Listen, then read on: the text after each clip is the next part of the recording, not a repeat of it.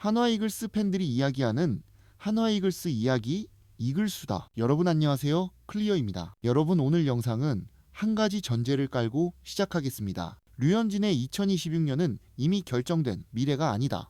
분명 가능성은 높지만 동시에 분기점도 명확합니다. 그리고 그 분기점의 이름은 바로 WBC 그리고 가을 야구입니다. 오늘은 칭찬만 하지 않겠습니다. 2025년 류현진이 얼마나 정교한 투수였는지 그리고 2026년을 바라보며 우리가 반드시 짚어야 할 변수와 우려까지 모두 정리해 보겠습니다. 끝까지 보시면 왜 류현진의 다음 시즌이 기대와 걱정을 동시에 품고 있는지 자연스럽게 이해되실 겁니다. 괴물은 늙지 않습니다. 다만 컨디션 관리에 따라 결과가 갈릴 뿐입니다. 2025년 류현진의 시즌을 다시 짚어보겠습니다. 표면적인 성적부터 보죠. 시즌 9승, 평균 자책점 3.23, 103, 19.1이닝. 숫자만 놓고 보면 이제 관리받아야 하는 투수구나 라는 생각이 들 수 있습니다. 하지만 내용을 들여다보면 이야기가 달라집니다. WHIP는 1.21, 2024년 1.36에서 눈에 띄게 좋아졌습니다. 이건 단순한 수치 하락이 아닙니다.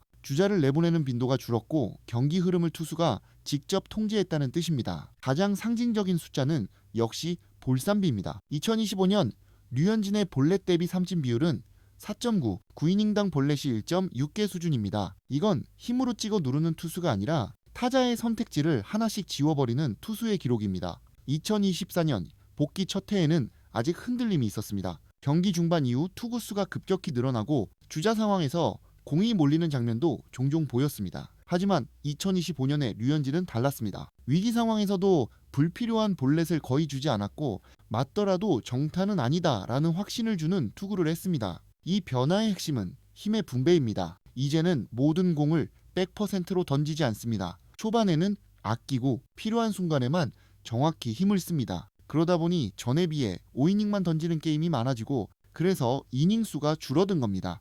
158.1이닝에서 139.1이닝으로. 이걸 두고 노세화라고 말하는 건 너무 가혹합니다. 2025년 한화 마운드에는 확실한 1번 선발이 있었습니다. 바로 코디 폰세의 존재입니다. 시즌 17승, 평균 자책점 1.89, 리그를 지배한 투수였고 그 덕분에 류현진은 과거처럼 모든 짐을 짊어질 필요가 없었습니다. 그 결과가 WAR에서 드러납니다. 이닝은 줄었지만 WAR은 3.64, 2025년에 3.72와 거의 차이가 없습니다.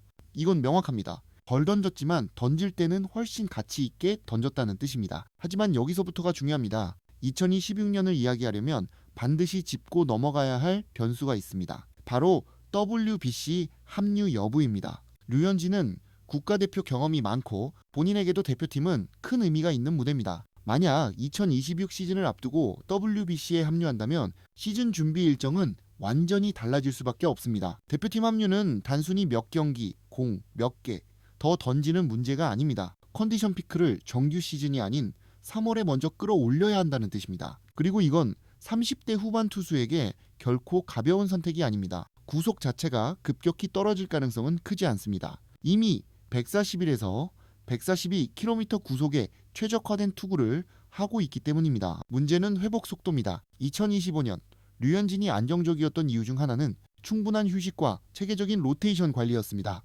WBC를 다녀온다면 시즌 초반 등판 간격과 이닝 관리가 꼬일 가능성이 큽니다. 결과적으로 2026년 성적은 WBC 합류 여부에 따라 시나리오가 갈릴 가능성이 높습니다. 합류하지 않는다면 2025년의 흐름을 그대로 이어갈 가능성이 큽니다.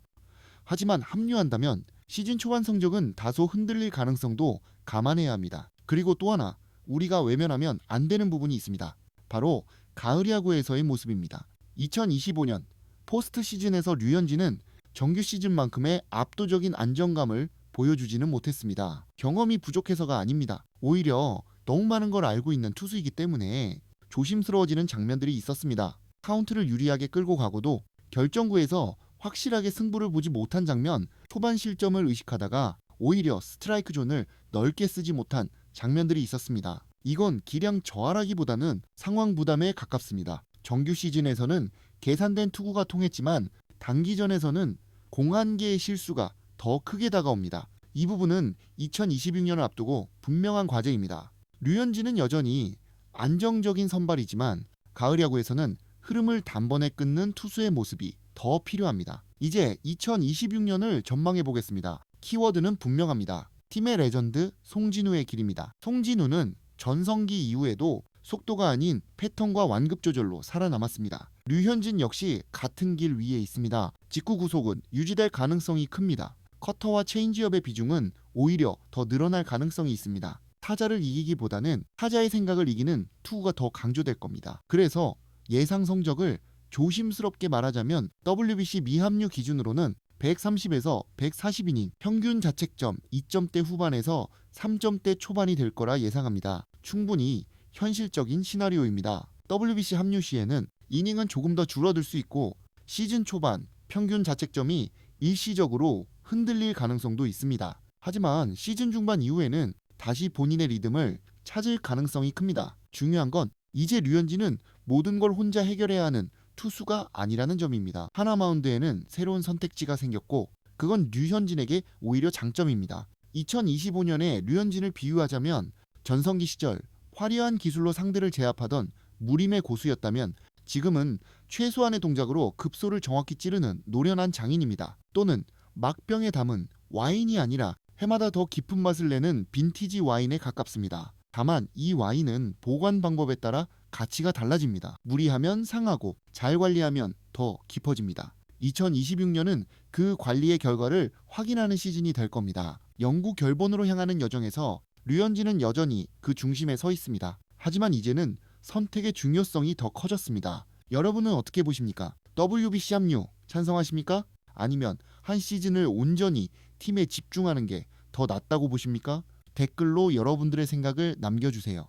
영상이 도움이 되셨다면 구독과 좋아요 그리고 알림 설정까지 부탁드리겠습니다. 지금까지 클리어였습니다. 고맙습니다.